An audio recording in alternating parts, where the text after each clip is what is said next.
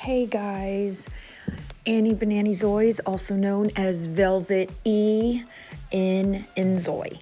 So, have you ever wondered how people get all the different looks when they take their pictures and upload their Zois to Character Studio?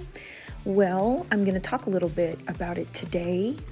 There's a lot of factors, and I also wanted to bring your attention to the different hairs that I have credited. And that's a whole nother conversation, but the hairs that I use have been created for InZOI with in-game creators. So here is a Zoi that I made with hair by Hezeh, if I'm pronouncing that right. Let's look at the backgrounds. You have three possible backgrounds: the plain one, this one that's like a room with lights and clutter, and then there's this one with the sunset, and it's beautiful. Let's just focus on the plain room, and you're going to notice that there are some different lights, and so usually I kind of brighten those up if I can to just white, but the main background can actually be any color, and it will give your Zoi a little hue of that color as well. So you can do all the different backgrounds. You can try any color that you like. And I think for this particular Zoi, I'm gonna pick this peachy coral color because I think that it will look really cute on her. With that little rosy tone. Now take a look at these light sliders. These lights are coming from different angles. Guys, you need to utilize these. Utilize these to get the look that you want. Some lights are coming from side to side. Some are coming from up below or from up above. So go ahead and definitely try those out and see which one gives you the look that you're going for, because they all give your Zoi pictures a different feel. So you can take pictures ahead of time. Unfortunately, while I am taping this, I'm recording this, I can't access the camera at the top to make pictures in advance. So I went to upload to Canva and to Canvas, sorry. And I clicked the camera. So guys, we don't want to have this much background on our Zoi. The first thing that I did was I did get the Zoi closer. I went to the camera setting and I put it down all the way to 3. We're looking now at some filters, and they all give a different look. They're really cool. I love this one because it's so vivid. This one called Lovely. Don't use this one.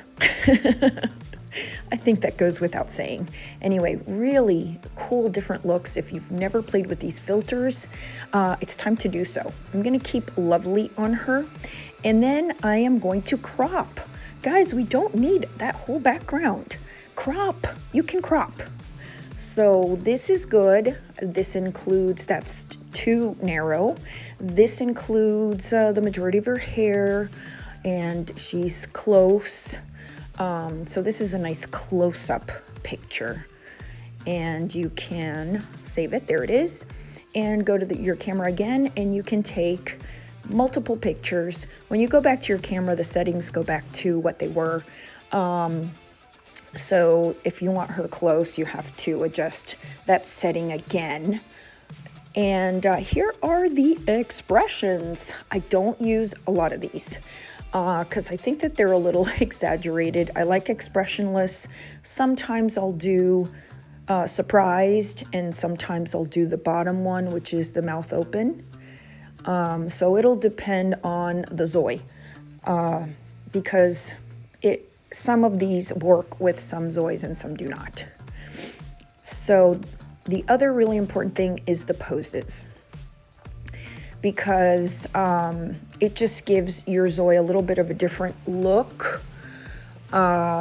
It tilts them certain ways, and of course you have total ability to tilt your Zoi up or down, in or out, or round and around. So, utilize that, because that will make for a different look.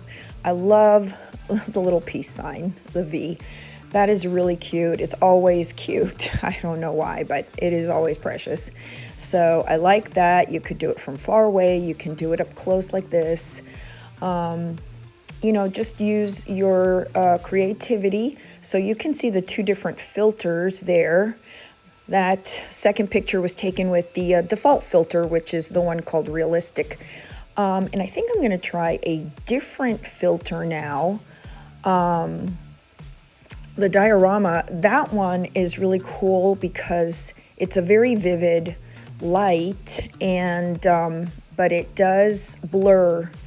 It blurs some of it, so you have to make sure that you center your Zois so that the face isn't blurred. And sometimes I like to be looking up at my Zois and, you know, take a picture from beneath, sort of, and there you go. And if you are uploading a complete Zois, you definitely would want to do a full body picture. So pick yourself a cutie patootie pose and zoom out and then crop. Please crop, because otherwise she's going to be tiny in the picture that people see, and they won't be able to appreciate anything. So crop, bring her in or out, and take that picture. Guys, I hope that I've taught you something today and that you utilize the tools that you have to take some beautiful pictures. Thank you so much for watching, and I hope that you subscribe. I have gotten to 1,000 subscribers here on YouTube. Please consider subscribing as well. Thanks so much, guys. Have a great day.